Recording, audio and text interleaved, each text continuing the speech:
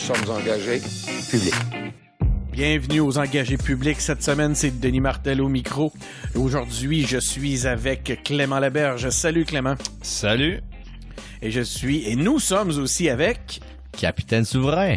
Capitaine Souverain, qui est le nouveau nom de Jérémy Lepage, l'influenceur, celui à qui François Legault a fait appel cette semaine, aujourd'hui même. Cette semaine, on est en isolation volontaire, on garde nos distances sociales, c'est pour ça qu'on a un participant à Sherbrooke, un participant à Sainte-Foy et un participant à Charlesbourg. On décortique le début de pandémie mondiale en espérant que ça dure pas trop longtemps.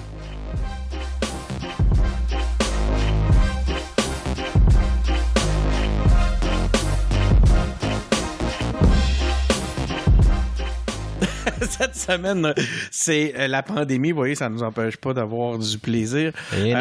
C'est le début de la fin du monde, c'est peut-être ce qui me rend aussi heureux. Chaque personne a son rôle à jouer dans ce contexte-là, c'est pas pour accélérer la fin, mais bel et bien pour la limiter. Donc, on fait attention à toutes sortes de trucs. Aujourd'hui, entre autres, on a notre premier ministre qui nous a lancé un appel. Il veut que l'on use de nos pouvoirs d'influence pour influencer les jeunes pour qu'ils respectent la distanciation. Faut que les jeunes arrêtent de faire le party.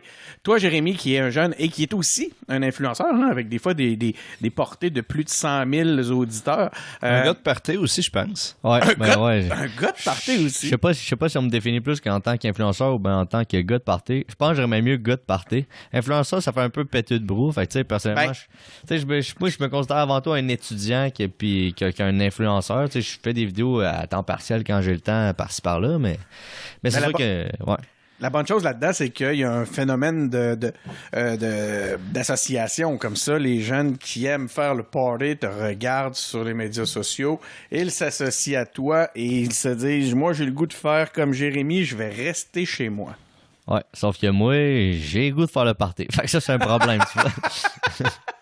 Mais là, c'est quoi que tu vas faire, toi, Jérémy? Vas-tu faire le party? Il va falloir que je reste sage. Nous autres, à l'université, on avait prévu faire un gros party avec tous nos étudiants à l'université, qu'on étudie tous en économie. Toute notre gang en économie, on avait prévu faire un party. Puis là, malheureusement, aujourd'hui, on est en conseil exécutif, on a voté pour l'annuler parce qu'avec tout ce qui se passe, puis on n'a pas envie de faire ça, mais il faut le faire de façon morale. Puis on était comme 20-25 à être censé être à ce gros party-là, vendredi soir, samedi soir, la grosse débauche. On fait ça à chaque session. On a vraiment gros du plaisir. On tisse gros des liens.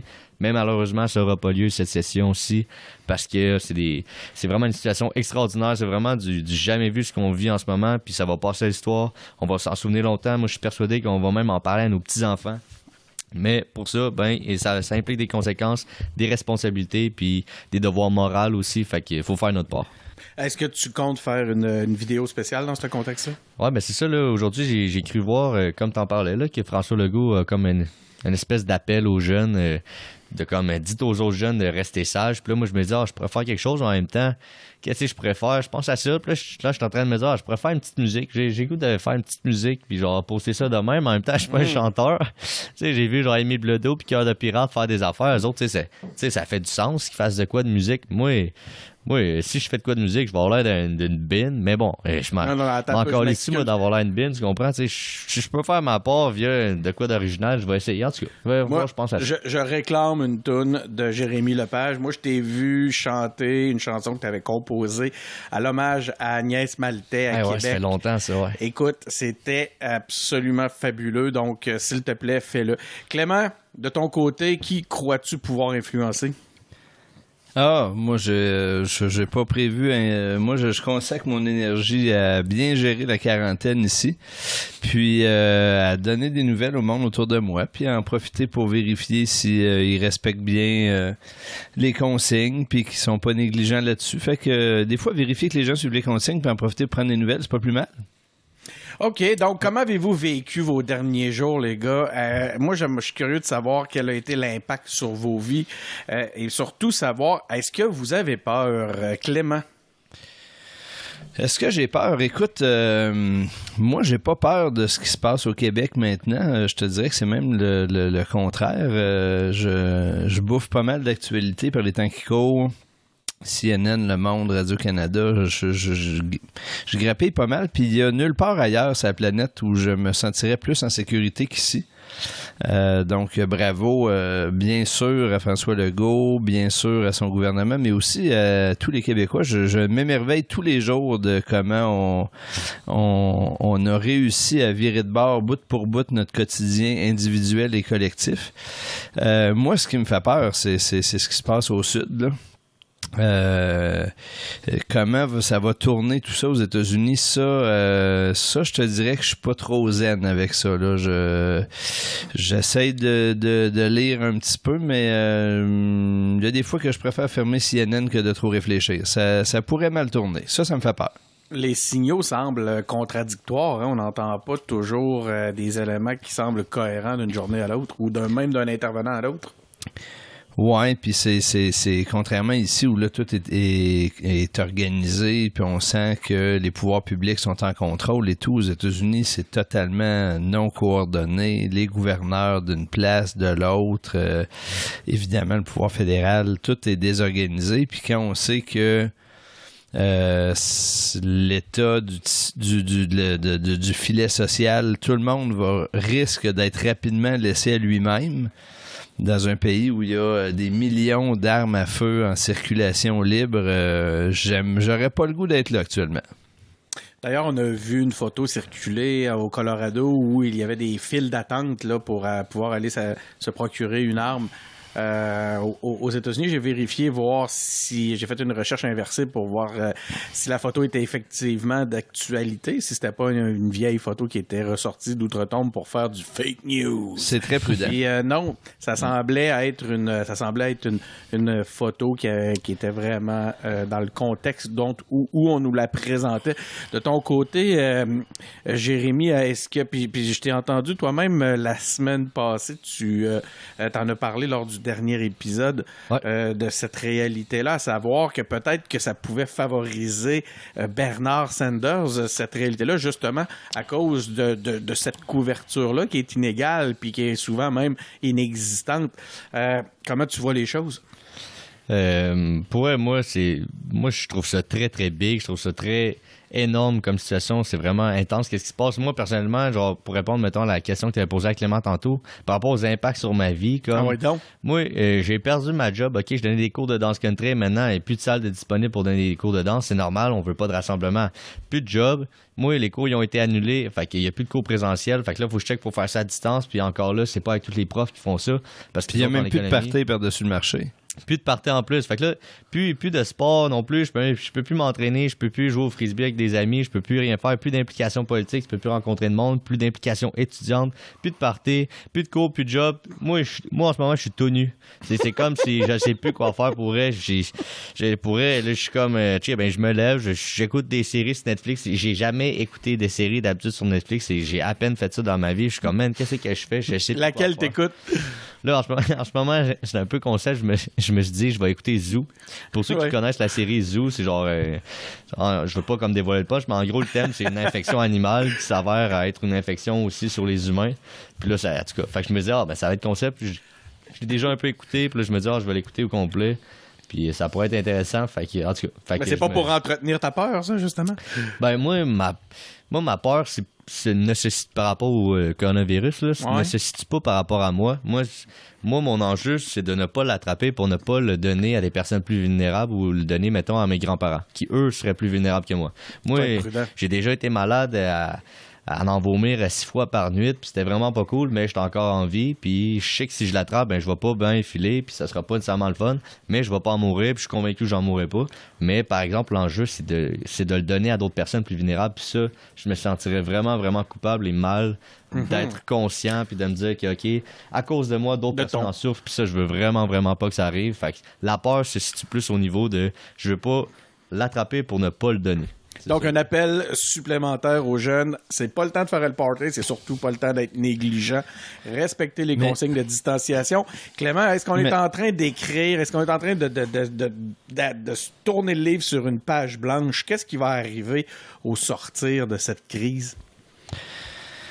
Ben, écoute, tu sais, juste avant d'aller là sur la peur, moi, je pense que c'est quand même bon de dire, tu sais, de se rappeler que la peur, la peur, c'est pas toujours négatif, là, de la peur, puis c'est Jérémy vient de le dire, des fois, c'est un moteur d'action puis de gestes sensés. Si on n'a pas peur du tout, on est négligent. Là, c'est quand la peur nous paralyse puis qu'on sait plus quand quoi ça nous faire. fait acheter des papiers de toilette, dans le fond. Oui, c'est ça. Ouais. Mais tu sais, la peur, voilà, faut la maîtriser par les temps qui courent, mais ça veut pas dire qu'il faut... c'est pas toujours négatif. Maintenant, sur la question de qu'est-ce qui va arriver après. D'abord, après, ça a l'air bien loin là, pour le moment. Là. Mais en tout cas, moi, je suis passablement convaincu qu'on ne pourra pas retourner dans nos habitudes comme avant. Là. Il y a bien des choses qui vont avoir changé, sur lesquelles on ne va pas revenir en arrière. Il y a des choses qu'on va avoir réalisées qui étaient absurdes. Il y a des choses qu'on va avoir apprises. Il y a des peurs qui vont rester. Moi, je suis assez confiant que la société va être profondément transformé. Là, je me fais pas d'illusions. On va pas repartir sur une page blanche, prendre ton expression. Mais je pense quand même qu'il y a des choses qui vont avoir changé en profondeur. Mais moi, il y a une affaire là-dessus dont je suis très, très d'accord, puis que je pense que ça va nous... Excuse Denis, mais genre, vas-y. Comme Denis dit, là... pas comme Denis dit, mais comme Clément dit, il y a des choses après cette crise-là qu'on va changer, comme dans nos comportements, dans nos façons de faire, surtout dans nos façons de faire du business, des affaires. Puis là, je fais juste comme... j'ai pensé à ça tantôt. Tantôt, j'ai écouté les nouvelles, comme j'arrête pas de les écouter depuis 3-4 jours. Puis ça disait que demain, il va y avoir vraiment un gros cri du cœur. Je sais pas comment ça s'appelle, mais toutes les entreprises qui sont dans l'agriculture. Genre toutes les agroalimentaires. Ouais, de ça. Parce que ces compagnies-là ont beaucoup d'employés qui viennent de l'étranger. Puis que là, à cause des politiques de Justin Trudeau qui ont été mises en place, que je considère nécessaire de fermer les frontières, ben, genre, ces employés-là peuvent plus venir travailler. Ça veut dire que les entreprises qui sont dans l'agriculture aujourd'hui au Québec manquent énormément de main-d'œuvre pour continuer à fournir tout qu'est-ce qui est l'alimentaire dans nos épiceries puis partout au Québec. Puis ça va donner un enjeu majeur. Puis ça, je me disais, OK, ça veut dire que pour une fois, on voit un peu le côté négatif de la délocalisation des travails, puis j'essaie de faire un lien avec la délocalisation dans le sens où, OK, il y a certaines de travail qu'on pourrait faire ici avec nos employés qui s'en vont ailleurs, mais que finalement, quand on fait ça, ça peut avoir des impacts négatifs. Puis là, c'est un peu comme à l'inverse. Là, c'est des employés d'ailleurs qui viennent ici. Puis là, tu sais, comme au niveau économique, mettons, à court terme, c'est très bénéfique d'avoir des employés qui coûtent moins cher, mais à long terme, ça fait que tu as un risque associé à ça.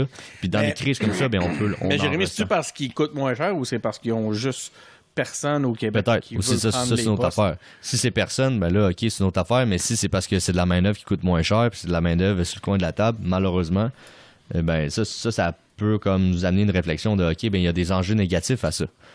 Quels seraient les éléments positifs qui seraient durables et qui resteraient selon toi, Clément?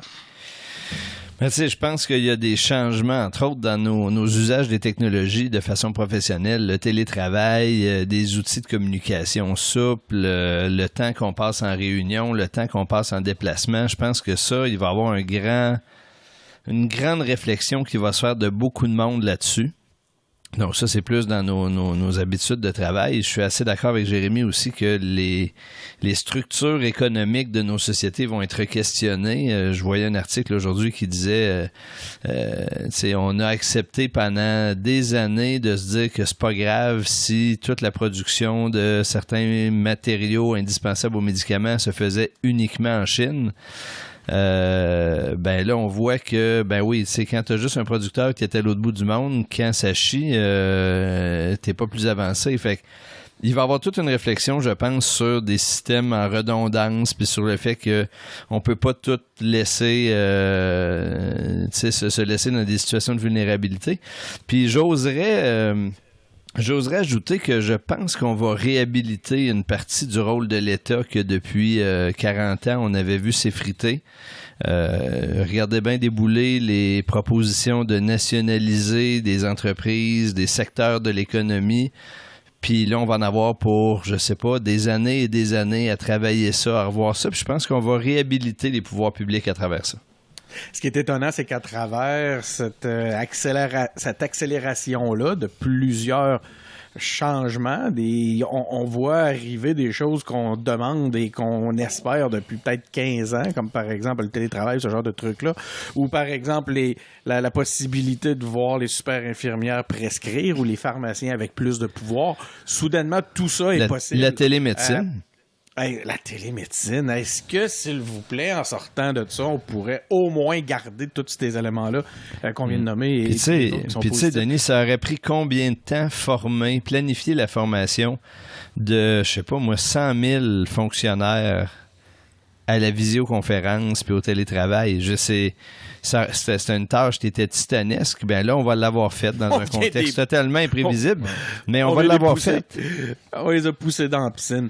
De ton côté, à l'école, Jérémy, c'est-tu pas mal quelque chose que vous vivez, cette accélération-là, ce bouleversement-là des principes, les professeurs et compagnie, comment ça réagit? Ben nous autres, c'est ça, c'est que là, tu rentres dans un mood où les profs sont obligés de s'adapter rapidement sur comment enseigner à distance des cours qui habituellement ne s'enseignent pas à distance. Fait que là, c'est ça l'enjeu, c'est qu'ils sont poussés comme dans le mur, puis genre, souvent, c'est des personnes plus âgées, mettons, qui sont moins à l'aise naturellement avec la technologie, nous autres, en tout cas, du moins pas aussi rapidement que nous autres, d'adaptation.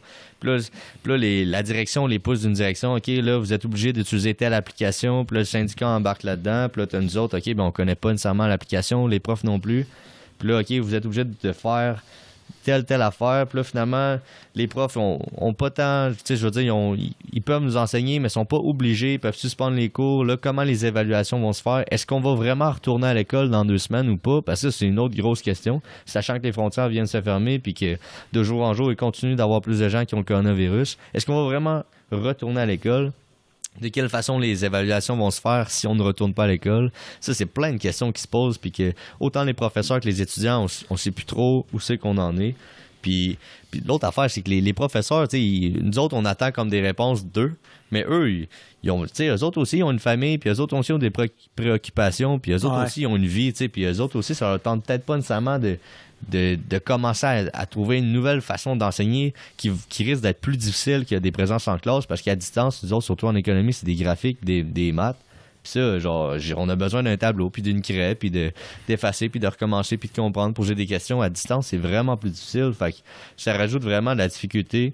Puis au final, ben je pense que c'est juste nous qui va s'avérer à être pénalisés de par notre apprentissage qui va être moindre que s'il n'y avait pas eu toute cette crise-là.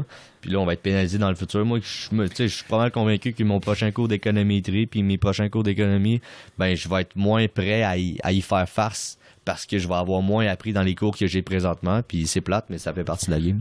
Mais vous allez le rattraper. Est-ce que c'est si grave que ça? Tu sais, moi, oui. Moi, ce que je trouve dans tout ça, c'est que ça nous amène aussi à relativiser un paquet d'affaires. Tu sais, il y a des choses la semaine passée là, qui étaient urgentissimes dans mes affaires à faire, là, que je stressais de pas finir et tout. Puis là, tu réalises que ça n'a pas d'importance au fond. Tu sais, je dis la semaine prochaine ou bien l'autre, on va y arriver puis on va le faire. Puis c'est vrai pour toutes sortes d'événements, dans toutes sortes d'organisations, on est installé. Je pense qu'il y a une grande leçon aussi pour tout le monde là-dedans, là, de remettre en place certaines affaires dans nos rythmes de travail et de l'organisation de nos vies respectives. J'ai eu ce début de réflexion-là en début de semaine où ce que je me disais, ça va nous faire du bien de ralentir. Puis je lisais les commentaires des bonnes gens sur les médias sociaux qui nous disaient de nous laver les mains puis qui parlaient justement des bienfaits du ralentissement puis de la décroissance. Puis aujourd'hui, j'ai commencé à voir apparaître des messages d'entrepreneurs qui cherchaient un travail pour la première fois de leur vie. J'ai entendu parler d'une imprimerie qui a mis à pied tous ses employés aujourd'hui même, après 2 jours. Ouais, ça vous donne une idée idée du just in time. Les prochains jours, prochaines semaines, c'est de ça qui va se passer. Tous ceux qui ont la possibilité de pouvoir prendre la crise avec philosophie, avec un pas de recul, je vous dirais, on est chanceux. Parce que ça sera vraiment pas le cas pour tous. Ça représente aussi beaucoup de stress pour des familles, ça représente beaucoup de stress pour des travailleurs, ça représente un gros recul économique. Et un recul économique, ce n'est pas qu'un recul du mal. Moi, je le vois un peu aussi comme ça, là. Donc, j'ai l'impression que le backlash, comment on dit ça? C'est ça? Backlash oui, tout à fait. nous a pas encore frappé de non. non, tu sais, on est derrière de la tête pas. comme du monde. Ouais. On a encore ce luxe-là de regarder ça avec une certaine complaisance. J'ai l'impression que ça va faire mal tantôt. Non, mais là-dessus, Oui. Denis, t'as raison de dire que là, on en parle avec le presque le côté comment on dit ça, donc idyllique. Ben non, mais tu sais, je dirais un peu comme on découvre quelque chose de nouveau.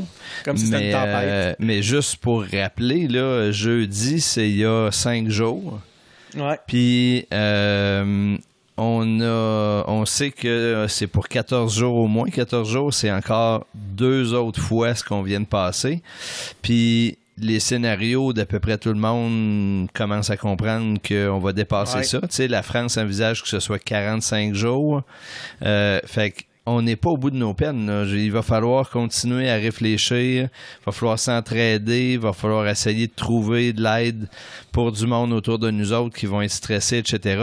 Là, on va passer du côté tout ceci est nouveau et un peu intriguant. Il va falloir se retrousser les manches et aider du monde autour de nous autres, c'est sûr et certain. Le prochain défi qui nous attend, c'est la solidarité. Non, ça bug vraiment gros. Je sais pas trop qu'est-ce que Ça a bugué beaucoup. Clément. C'était vraiment drôle. Je sais pas si peut-être que le cast est capable de l'enregistrer. On a entendu le mot solidarité, mais bon. Après ça, ça faisait C'est bizarre, ça. Moi, c'est resté parfait tout le long, mais ben j'ai oui, puis ton lag. effectivement un long lag, là. T'as. Ouais, tu t'es quasiment rendu à 1 seconde de lag. Hey, cela dit, ça nous ramène à la réalité que les réseaux sont fortement sollicités actuellement. C'est intéressant. Je fais beaucoup de travail en vidéoconférence. Moi, je veux dire, ça n'a pratiquement pas eu d'impact sur mon style de vie. Puis c'est là que je me dis, quand tout le monde capote parce qu'ils commencent à intégrer le même style de vie que moi, je me dis que je suis vraiment loser. Mais c'est ce que ça m'a démontré, c'est la pression que ça vient mettre sur les réseaux Internet. Aujourd'hui, là, toutes les rencontres que j'ai faites en vidéoconférence étaient beaucoup moins fonctionnelles que v'là une semaine. Comme tu disais, que v'là 5 jours, c'était beaucoup plus beau que ça. OK, gestion de crise à Québec. Alors, je m'excuse, on change de sujet un peu, hein, parce que ça va être un spécial, veut pas, COVID-29. 19. Québec. Moi, j'ai dit 29. Moi, mais c'est parce que moi, je suis en avance sur les autres. Ouais, t'es en avance. Denis prend de l'avance. C'est ça. Ouais. c'est comme une vieille montre. Fait que jeudi, Québec a rapidement passé en mode urgence avec l'annonce d'isolement préventif. Après ça, vendredi, on a annoncé la fermeture des écoles et des garderies. En fin de semaine, le gouvernement a déclaré l'état d'urgence sanitaire. Qu'est-ce que ça veut dire? Ça veut dire qu'il faut rester à une distance c'est 1 à 2 mètres de chacun, les uns chacun des autres. On invite les gens à faire du télétravail. On ordonne la fermeture de lieux de rassemblement. Là, on a vu une panoplie de bars, de gyms, de cinéma se fermer. Lundi, Québec a commencé à tourner son regard vers les impacts économiques, puis ils ont annoncé de l'aide pour les travailleurs qui étaient touchés par l'isolement en promettant des aides supplémentaires pour ceux qui vont qui vont perdre leur travail ou que leurs revenus vont être affectés par la crise. En après-midi, juste tantôt, on enregistre, on est mardi. La date limite de la déclaration d'impôt a été repoussée au 1er juin et on mesure... il y a une mesure qui est sortie sur les problèmes de liquidité pour les entreprises. Ça s'en vient bientôt. Ce n'est que quelques-uns des éléments, sans parler des nombreux points de presse. On est gardé au courant parce qu'on le sait, hein? Il n'y a rien de pire que de ne pas savoir. Clément, est-ce que François Legault gère bien la crise? Exemplaire. Moi, je suis épaté. Je pense que j'ai pas manqué un point de presse, puis j'en manquerai pas un. Écoute, c'est une leçon de communication que François Legault et son équipe, là, Dr Arruda, puis Mme McCann, puis à l'occasion d'autres, mais ces trois-là forment un trio vraiment de toute première qualité. Ils ont chacun des personnalités différentes. Ils répondent avec aplomb. Ils se permettent un peu d'humour, mais jamais déplacés, puis ils peuvent se le permettre parce que les choses sont en contrôle. Ils ont réussi le tour de force que les Québécois sont fiers de bien réagir puis de faire équipe avec eux et réciproquement. Ça fait qu'il y a des affaires qui se passent qui sont incroyables. François Legault demande de donner du sang, Emma Québec est débordé. François Legault demande aux influenceurs et aux artistes de faire des vidéos. Ça prend pas une demi-heure qu'il y en a qui commencent. C'est presque devenu... on fait corps avec eux. En tout cas, moi, là-dessus, je le redis, je voudrais pas être ailleurs, puis je suis vraiment très fier et impressionné de comment on s'en sort. Bravo, nous. Ouais. Donc, une belle cohésion nationale. Puis une franchise à toute épreuve. Une franchise, j'ai l'impression que soudainement, c'est comme si on se redécouvrait à travers les épreuves un projet commun.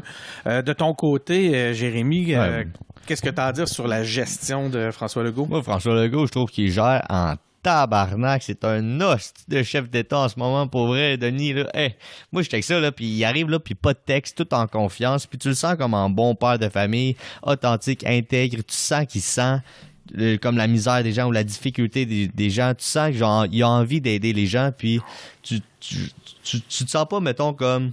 Mettons, en tout cas, c'est tout le contraire de Justin Trudeau où il sort de sa maison un peu tout timide, puis tu vois qu'il a hâte de rentrer parce qu'il fait un peu froid dehors. Puis genre, moi, je trouve qu'il gère, il est en confiance, puis tu sens vraiment pas qu'il fait ça pour se faire du capital politique. Puis au bout de la ligne, il va s'en être fait comme jamais, mais tu sens que c'est pas pour ça qu'il le fait, puis qu'il le fait vraiment parce que c'est un état d'urgence, puis il se doit de le faire. Puis comme il a les deux mains sur le volant, puis on a envie d'être avec lui, puis on est fiers d'être dans son équipe, on est fiers d'être géré par lui, puis comme on l'écoute, puis j'ai vraiment l'impression que tout le monde est comme... On est content de se faire gérer par ce gars-là, puis on est content que ce soit lui qui soit là. Moi, j'ai vraiment hâte de voir le prochain sondage par rapport à CAQ. Ça va exploser d'après moi. Puis genre, il gère, puis je suis content de ce qu'il fait. On est dans un des États, selon moi, qui prend le plus d'avance, le plus de mesures préventives, puis dans un des États qui va s'en sortir. Ouais, mais moi, je voudrais juste ajouter deux petites choses, Denis. Tu sais, moi, un exemple cet après-midi de la détermination et de l'humilité avec laquelle ils font... Ouais. On en rit depuis tantôt de son appel aux influenceurs puis aux artistes et tout, mais il reste que d'avoir le premier ministre qui fait un sans faute depuis le début, puis qui arrive aujourd'hui puis qui dit aux influenceurs, aux artistes, aux youtubeurs, il y a une étape de plus à faire avec les jeunes, puis je vous demanderais de le faire, vous allez être meilleur que moi pour le faire. Moi, ce geste d'humilité-là, parce que ce qu'il veut, c'est atteindre un objectif, je trouve que c'est d'une symbolique extraordinaire. Ouais. La deuxième chose, c'est que ce qui m'impressionne aussi beaucoup, puis ça, c'est pas François Legault lui-même, c'est 50 ans, 60 ans de travail politique au Québec, c'est qu'on réalise qu'on a un État en capacité d'agir. On a un réseau de garderies qu'on est capable, en 48 heures, de vider et de mettre à disposition du personnel de la santé. C'est incroyable. On a une capacité de livrer de l'argent rapidement aux entreprises. On a des lois de santé publique qui nous permettent d'agir puis qui permettent à Horacio Arruda de jouer son rôle correctement, alors qu'on voit que dans d'autres provinces, dans d'autres États, aux États-Unis en général, ce cadre-là de travail n'est pas fonctionnel, puis ils sont pas capables de se coordonner et tout est plus compliqué. Donc, bravo, on a construit un État. On est très dur avec notre État. On chiale, on critique. Mais là, on en a un qui marche, puis on le voit se déployer, puis on voit la beauté de c'est quoi un système politique qui fonctionne généralement bien. Puis on voit aussi toutes ses limites. Dès qu'on arrive sur les territoires de responsabilité fédérale, là, ça devient difficile, puis on ne sait plus agir. Moi, écoute, bravo, l'État québécois, pour les pouvoirs qu'il a, les exerce remarquablement bien. Est-ce que tous ces événements-là et la façon dont les différents paliers gouvernementaux gèrent la crise sont en mesure ou pourraient avoir un impact sur la confiance des Québécois comme nation, comme peuple, pour dire qu'ils ont peut-être envie éventuellement de prendre leur destinée en main réellement? Parce que là, on a vu les limites là, de ce que on a vu avec les portes d'entrée que ça pouvait faire mal de ne pas être en contrôle de tous nos pouvoirs, de toutes nos infrastructures. Qu'est-ce qui va rester de ça après la crise? Ben moi, je pense que là, c'est ça. Là, à court terme, on voit que en ce moment, tu vois, comme on a vu plein d'autres fois dans l'histoire, une limite encore du fédéral que si on avait eu pleine possession de nos frontières, ben on aurait agi différemment. Au net, est-ce que ça aurait vraiment changé à long terme? Parce que là, je pense qu'ils se séparent comme 2-3 jours. Le Québec l'aurait fait peut-être 2-3 jours avant le Canada. Au net, peut-être que ça se sentira pas, mais sur le coup, on sentait vraiment comme impuissant, puis comme, OK, on voyait les limites d'une province. Mais Jérémy, si je peux t'interrompre là-dessus tantôt, puis je pense que tu l'as quasiment amené comme ça. Ouais. On peut pratiquement pas appeler ça une politique de Justin Trudeau. Je veux dire, il y a tellement eu de pression pour finalement le faire que est-ce qu'il l'aurait fait? Tu sais, il l'a fait 2 jours après parce qu'il a été poussé à le faire. Ouais. Non, c'est vrai, je suis parfaitement d'accord. C'est juste que c'est ça. C'est que pour moi, on le voit encore une fois. Mais c'est ça, c'est que c'est encore une fois. Parce que le nombre de fois qu'on a réalisé qu'en tant que province, on était limité puis qu'on pouvait pas comme adhérer à notre plein potentiel puis aller au-delà de comme juste notre statut de province, ben ça, c'est comme une fois parmi d'autres. Puis tu sais, c'est encore une fois, genre à court terme, c'est bon pour l'indépendance, mais à long terme, malheureusement, ben je pense que les gens vont... Tu sais, ça va passer dans le beurre, mais tu vois, à court terme, c'est bon pour l'indépendance, c'est sûr à 100%. Clément, on prend confiance? Ben, moi, je pense que là, pour le moment, on prend confiance. Après ça, il est assez tôt dans la crise pour savoir comment on va conclure tout ça. Là, tu sais, si l'économie du Québec en prend pour son rhume, puis qu'on perd, comme certains le disent, 25% des PME, puis qu'on ressort de ça, puis qu'on est amoché, puis que ça prend 5 ans à monter l'économie, on sera pas plus avancé. Tu sais, là, je pense qu'il faut qu'on... C'est pour ça que moi, j'aime bien travailler sur l'angle de nos institutions ont joué leur rôle. Il faut être fier de nos institutions puis continuer à les bâtir puis en prendre soin puis être fier de notre manière de gérer l'État parce que ça, a priori, on le perdra pas. Mais, tu sais, je pense que on a intérêt à être assez prudent aujourd'hui, à accumuler les exemples, à collectionner les illustrations des dysfonctionnements du gouvernement, puis peut-être plus encore les raisons d'être fier de comment on s'organise, puis les exemples de comment on est un État fonctionnel. Mais je pense qu'il faudra les faire valoir plus tard en temps et lieu. Pour le moment, l'heure n'est pas au tiraillage puis à l'opportunisme. On serre les coudes, on traverse, puis plus on va serrer les coudes, puis plus on va traverser, puis plus on va ressortir de là en bon état, plus on va s'être approché de ce qui, de mon point de vue, est la seule issue possible, là, c'est qu'on finisse par être un État avec tous ses pouvoirs. On parle depuis tantôt de la façon dont les différents paliers gouvernementaux ont géré la crise. Le premier ministre au Canada s'est placé en isolement volontaire, Sophie Trudeau ayant contracté le COVID-19. Ottawa a d'abord demandé d'éviter tout voyage à l'étranger. Ensuite, lundi matin, c'est Montréal qui s'est tanné puis qui a déployé ses propres ressources à l'aéroport Trudeau. On parlait tantôt de ça, c'est quelque chose. Pression. C'est assez incroyable, surtout quand tu sais d'où ça vient. Puis bravo à Valérie Plante d'avoir eu le culot de dire c'est assez, je vais le faire moi-même si personne ne le fait. Vraiment. Vraiment, ça vaut la peine de le souligner. En après-midi, Ottawa a décidé de fermer les frontières à tous les étrangers, mais pas aux Américains. Même les Canadiens avec des symptômes vont se voir refuser l'entrée, ou en tout cas vont être traités, vont être redirigés vers des ressources. Puis tu sais, c'est ça qui me fait capoter, c'est qu'il n'y a pas eu moyen d'avoir cette discussion-là sans parler de fermer les frontières ou de contrôler ce qui arrive à nos frontières. Il y a une sacrée différence entre les deux, là, de réorienter, de juguler les malades vers des ressources. C'est autre chose que de dire on bloque, on ferme tout, on ferme absolument tout, comme si on était obligé que ce soit tout l'un ou tout l'autre. Ce matin seulement, Trudeau a demandé aux Canadiens d'appliquer la distance sociale et de pas faire de rassemblement de plus de 50 personnes. Mercredi, Ottawa dévoilera un plan d'aide de plus de 25 milliards. On l'attend parce que ça va avoir un impact au point de vue provincial. À contrario de la question que je vous ai posée tantôt, puis ce coup-là, je te pose la question à toi, Jérémy, est-ce que Justin Trudeau, lui, gère bien sa crise? Sa propre crise. Moi, comme je t'ai dit tantôt, pour moi, tu sais, c'est tout le contraire de François Legault. Pour moi, il m'inspire pas.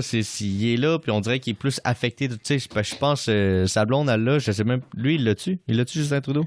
On le sait pas, il veut pas faire le test. OK, ben c'est ça. Ben, tu sais, je le sens vulnérable, je le sens pas en confiance. Tu sais, il lit un texte. Ça, c'est une autre affaire aussi de François Legault. Il est là, puis il regarde, puis il est comme en avant, puis tu sais, c'est sûr qu'il vient le chercher parce qu'il lit pas de texte. Lui, Justin Trudeau, il lit un texte, sa tête est basse, puis c'est pas... Tu te sens pas comme concerné. Tu sens genre, OK, c'est un discours comme un autre, mais dans la situation dans laquelle on est, genre, on veut pas entendre un discours comme un autre, OK? C'est extraordinaire comme situation. Puis pour moi, c'est ça. Il est pas là. Il est comme... il perd beaucoup de points. Ça, c'est d'après moi quelque chose qui va lui faire perdre les prochaines élections. Puis moi, l'autre affaire aussi, ce que je comprends pas, puis que peut-être que vous autres, vous comprenez, vous allez pouvoir m'expliquer, mais moi, je comprends pas que quand il a fait son annonce, son point de presse, que j'écoutais vraiment en live par rapport au fait qu'il allait fermer les frontières, moi, dans le fond, il a expliqué qu'il allait fermer les frontières pour tous les pays, sauf les États-Unis, puis que les Canadiens à l'extérieur qui avaient des symptômes n'allaient même pas pouvoir rentrer au Canada chez eux. Puis ça, moi, je la comprends pas. Ben, c'est-tu vraiment ça? Ça me semble... Oui. Non, c'est absolument ça. Confirmé, validé. Il a dit voyons, les avions n'auront pas, les compagnies aériennes n'auront pas le droit de les embarquer. Puis cet après-midi, il s'est fait demander comment il allait gérer ça, parce qu'en principe, c'est un droit constitutionnel. Et il a dit, on étudie ça. Sous-entendant vraisemblablement des éventuels vols nolisés de rapatriement de gens malades, mais ça, c'est vraiment étonnant. Ouais, c'est très étonnant parce que les gens, je veux dire, moi, je sais pas, quelqu'un de ma famille ou même moi, là, qui malheureusement, c'est pas de ma faute, mais je suis en voyage, puis bam, ça pop, puis je l'attrape, puis là, moi, je veux rentrer chez nous, là. Puis là, je peux pas, parce que je peux même pas rentrer chez nous, tu comprends? Mais moi, mettons, j'ai 60 ans, j'ai payé des taxes et des impôts toute ma vie. Puis je peux même pas me faire soigner par ma propre État chez moi, parce que les autres, ils craignent que, genre, ben, je peux comprendre que tu craignes que j'en contamine d'autres, mais je sais pas, moi, fais-moi arriver, puis mets-moi d'une salle pendant 40 jours, si tu veux, je m'en fous, mais je peux-tu au moins rentrer chez moi? Parce que moi, je suis sûr que dans les prochaines semaines, dans les prochains jours, on va en entendre des histoires de mères avec des enfants qui ont des symptômes puis qui peuvent même pas rentrer chez eux, puis ça, c'est grave, là. Tu peux même pas rentrer chez toi. Le Canada a pas une super bonne réputation pour ce qui est de prendre soin de ses ressortissants à l'étranger. Mais moi, d'entendre ça, je trouve ça absolument incroyable. C'est une autre chose, tantôt, Denis, quand tu disais, les choses qui vont changer.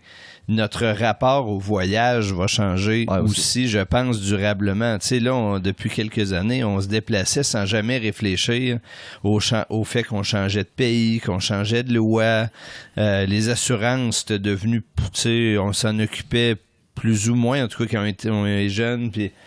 Là, on réalise que, ça a beau être facile là, d'aller en Malaisie ou d'aller en Argentine ou en Colombie, là.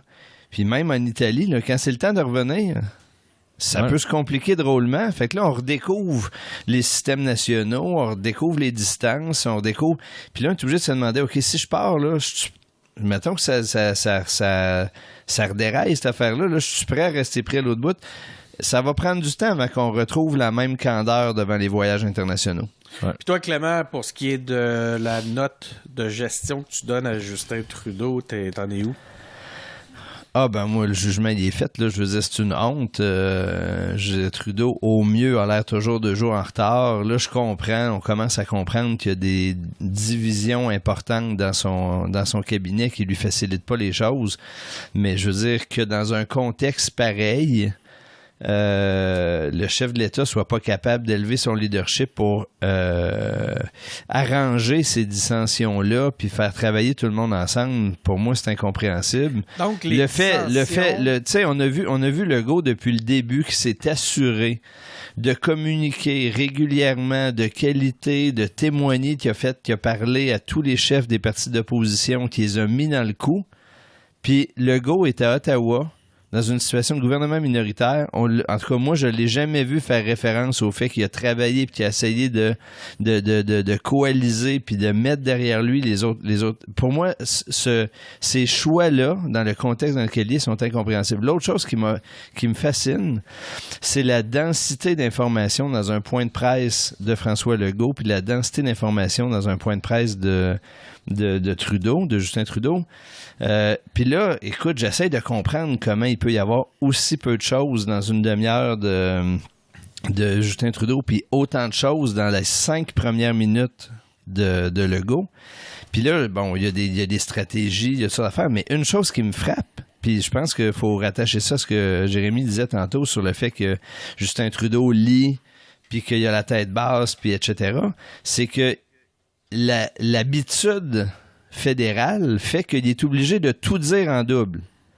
Une fois en français, une fois en anglais, une fois en français, une fois en anglais. Donc, déjà, tu coupes par 2 la densité d'information. Deuxièmement, ça l'oblige à lire parce qu'il ne sait jamais où il est rendu. Il vient de le lire une fois, il lit une deuxième fois, il rechange tout le temps. Je veux dire, il y a un piège dans cette manie qu'on a pris au Canada de vouloir tout faire en double plutôt que de faire un bout en français clair, puis un bout en anglais clair, puis de faire confiance qu'il y a des traducteurs qui vont le faire. C'est une vraie farce, cette histoire-là. OK, donc les dissensions, puis j'aimerais ça que tu nous en parles un peu de cet aspect-là parce que ça n'a pas nécessairement été évident pour tout le monde. C'est pas quelque chose qui a été porté sur la place publique. Il y a des dissensions au Parti libéral qui passeraient par-dessus des considérations de santé publique de la population canadienne? Ben non, moi je veux pas prêter de mauvaises intentions aux gens, mais en tout cas, ce qu'on comprend, c'est qu'il y a une partie de son caucus qui voudrait depuis le début une ligne dure, une ligne active, comme celle que Legault a pris depuis le début, puis comme celle qu'ont pris en retard plusieurs dirigeants européens. Donc, il aurait voulu qu'on annonce plus vite des actions, qu'on passe plus vite des messages de santé publique, qu'on ferme les frontières, même avec les États-Unis dans les derniers jours. Puis il y a des gens qui disent on peut pas faire ça parce qu'il faut se coordonner avec les États-Unis. Vous voyez ce que ça a donné quand le président américain s'est pas coordonné avec les autres. Bon, je ne doute pas que ces 2 factions-là, puis il y en a peut-être plus que 2, défendent des convictions qu'ils ont.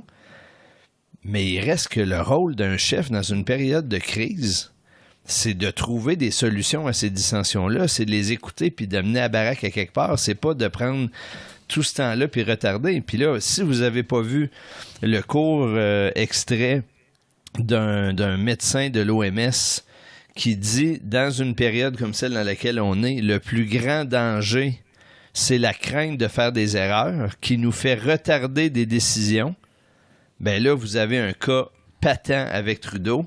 Ce que cet expert-là dit, c'est si vous êtes en situation de leadership et de commande, prenez des décisions, corrigez le tir le lendemain, corrigez-le, précisez-le le surlendemain, mais ne retardez rien. Retarder est une pire erreur que toutes celles que vous pourriez faire en prenant des décisions. On dirait qu'au Québec, on a compris ça, puis à Ottawa, ils l'ont pas compris. D'ailleurs, cette fameuse intervention-là des spécialistes, puis là, je mets des guillemets chez nous tout seul, a été plutôt problématique. Je sais que ça a été utilisé par les défenseurs des politiques de Justin Trudeau pour dire que, mais dans le fond, on le sait pas, on n'a pas entendu spécialiste se prononcer sur la fermeture des frontières, et ainsi de suite. Alors qu'à Radio-Canada, dimanche, pendant l'émission de Des Hôtels, on avait le docteur Philippe Klein, qui est un épidémiologiste qui travaille actuellement en Chine, qui a dit clairement que chaque jour où on attendait pour fermer les frontières rallongeait la crise grandement. Donc, je comprends pas que cette espèce de relativité qu'on amène dans un contexte où soudainement on appelle, on demande d'avoir une confirmation de la science pour agir, alors qu'en réalité c'est des informations qui devraient être toutes simples à aller chercher. On dirait que c'est encore une fois la politisation du discours a nui dans ce contexte-là, comme si les faits faisaient notre affaire seulement lorsqu'ils allaient dans le sens de ce qu'on voulait construire comme narratif. Jérémy, y a-tu une chose que tu voudrais ajouter sur cet aspect-là? Moi, je trouve que ça évolue de jour en jour. Tu vois, on fait une vidéo aujourd'hui, on en parle, puis peut-être que demain, tout va changer. C'est ce qui rend la chose très, très big. Moi, ça me surprend vraiment de vivre ça. Puis je vis ça un peu comme, tu sais, je suis vraiment un mélange de OK, faut que je commence vraiment à faire attention puis à économiser de l'argent. Je sais pas combien de temps ça va durer. Puis en même temps, je suis tout excité de vivre ça parce que ça va être big puis on va s'en rappeler souvent. Moi, dans mes cours, souvent, on parle de la crise, mettons, de 1930 puis la crise de 2008-2009. Ben, mettons que là, je risque de faire ma maîtrise puis peut-être pousser mes études plus tard en étudiant ce qui s'est produit aujourd'hui en 2020 puis potentiellement ce qui va se passer aussi en 2021. Fait que je me dis, c'est vraiment big qu'est-ce qui se passe parce que peut-être que plus tard, dans 15-20 ans, les étudiants qui vont être à l'école vont étudier ce qui s'est passé, puis ça va s'enseigner ce qui se passe en ce moment. Puis moi, je le vis pendant mes études en économie, fait que je trouve ça vraiment fou. Puis ça, c'est juste au niveau étudiant, mettons. Après, niveau travail, moi, je suis vraiment dans le marde parce que j'ai plus de job. Genre, je commence à penser si je devrais pas essayer de me trouver un autre petit job, si j'ai plus ou moins de tâches de travail à faire au niveau de mes cours. Fait que ça, je le vis, mais il y a plein d'autres personnes qui le vivent, puis il y a plein d'autres qui le vivent de façon plus grave aussi. Puis ça change nos façons de faire. On vit vraiment le moment présent encore plus. Puis le comportement des consommateurs, il change vraiment beaucoup. Puis c'est vraiment comme fascinant en même temps. C'est comme la catastrophe. On est comme peur, mais en même temps, je suis excité. C'est vraiment spécial comme feeling en ce moment, en dernier jour. Puis c'est ça. Peut-être qu'un jour, le vieux Jérémy va avoir l'occasion d'enseigner ça dans ses propres cours. Peut-être. Avec son T-shirt « J'ai survécu au COVID-19 ». Ou plutôt « J'ai survécu à la gestion de crise de Justin Trudeau ». Ouais. OK. Hey, merci beaucoup, les gars. C'était un spécial sur le COVID-19. Vous savez ce que vous avez à faire, tout le monde. Pas de niaisage, pas le temps de niaiser. Donc, on prend nos distances, on respecte les consignes. C'était notre épisode pour cette semaine. Abonnez-vous. Hey, peut-être une petite dernière chose, Denis. Prenez soin du monde autour de vous autres. Pas juste s'informer comment va leur santé puis s'ils ont attrapé le virus ou pas. Mais on l'a dit, là, il y a plein de monde anxieux. Il y a plein de monde inquiet. Appelez du monde juste pour savoir comment ils vont, jaser un peu. Ça, c'est une façon d'être engagé par les temps qui courent, de changer les idées du monde, puis de juste les distraire. La distraction aujourd'hui, là, c'est prendre du temps pour distraire des gens puis leur changer les idées. C'est une forme d'engagement. Prendre un certain recul face à la peur qui se construit quand tu es laissé dans l'isolement et la solitude. Effectivement, c'est des choses importantes. Est-ce que tu avais des points à ajouter, Jérémy, avant que je fasse la conclusion? Dans la même veine que Clément, n'hésitez pas à appeler. Moi, je veux dire, j'appelle ma grand-mère le plus souvent possible. Puis parce que l'isolement des personnes âgées, c'est un enjeu. Puis encore plus dans une situation où le confinement est obligatoire. Fait que n'hésitez pas à appeler votre monde. Puis c'est ça, comme Clément a dit, de parler, puis de juste les distraire, puis juste de mettre de la vie là-dedans. Puis ça nous fait vraiment changer nos façons de vivre, puis d'analyser ça, puis de pas tout voir négatif aussi, puis de profiter de la vie, mais d'une autre façon, puis il y a plein de belles choses, puis la vie est belle, faut en profiter. Profitez-en, puis ceux qui ont personne à appeler, vous pouvez appeler Clément au 418-473-9993. Ça va lui faire plaisir. Je te remercie, Denis. Je sais pas c'est qui a le 9993, mais on va probablement le savoir bientôt. On le salue. On le salue. Ça, il vient de devenir une ligne de support pour les auditeurs des engagés publics. On est généreux de même.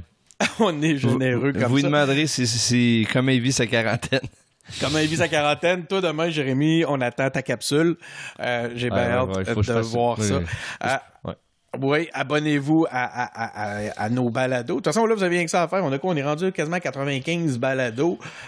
Vous retournez écouter ça. Je pense qu'on a 25 entrevues avec toutes sortes de politiciens. Certains sont plus lus aujourd'hui. C'est vraiment un beau retour dans le passé. L'affaire, c'est que si on écoute celle d'il y a un mois, on va avoir l'impression que c'est il y a un siècle. Effectivement. Genre, si on avait fait une la semaine passée, on aurait eu l'impression que ça fait un siècle. Écoute, j'étais supposé de faire une entrevue avec Dominique Anglade, moi, la semaine passée. Imagine le décalage qu'il y aurait eu déjà. Je veux dire, c'est complètement fou. On en parle même plus aujourd'hui. Mais t'as vu qu'au rythme où vont les choses, même tout le monde en parle, enregistre pas jeudi. Ouais. Parce que ça va trop vite. Ils font direct dimanche parce que ça aurait pas pu donner un show 3 jours plus tard. Écoute, je trouvais ça intéressant de voir qu'il y a plusieurs organisations, entre autres comme Vidéotron, qui se sont impliquées au point de vue des valeurs sociales en rendant des services plus accessibles. Il me semble que notre société d'État, ça devrait être une de ses missions de nous rendre... Ben là, si tu me parles là-dessus, je vais passer un message. Vas-y. Normalement, RDI, c'est les informations en continu, puis Radio-Canada, c'est une programmation régulière. Puis, il y a des actualités à Radio-Canada parce que RDI n'est pas débloqué pour tout le monde. Là, ils ont débloqué RDI. Puis, plutôt que de servir des 2 chaînes pour passer 2 types de contenu, un qui serait plus distrayant puis qui pourrait changer les idées du monde, puis un qui ferait l'actualité parce que tout le monde a les deux, ils passent les mêmes nouvelles avec des animateurs différents, souvent les mêmes sur les 2 chaînes. On peut-tu demander à Radio-Canada de agir intelligemment? Puis si RDI est débrouillé pour tout le monde, mettez les nouvelles là pour les gens qui veulent les nouvelles et tout, puis qui sont prêts à vivre avec l'angoisse qui va avec, puis permettez-leur donc de regarder d'autres choses sur l'autre poste. Ça sert à rien de faire tout en double. Je pense que le problème, c'est une question d'antenne. C'est que tu n'as pas d'onde hertzienne pour RDI. Donc, ils transfèrent les nouvelles aussi sur Radio-Can. Mais ton idée est bonne. Je saurais même pas, moi, aujourd'hui, comment faire pour aller écouter RDI parce que j'ai pas le câble. Anyway, ça m'intéresse pas. Donc, et vous pouvez écouter les engagés publics. Ça, c'est gratuit. C'est disponible. 95 épisodes qui vous attendent. C'est sur Apple Podcast, c'est sur Google Podcast, c'est sur SoundCloud, c'est aussi sur Spotify. Suivez-nous sur notre page Facebook, sur Twitter, sur YouTube, sur Instagram. Engagez-vous en visitant notre site web engagépublic.com, engagé avec un S, public avec un S.com. Et à la semaine prochaine.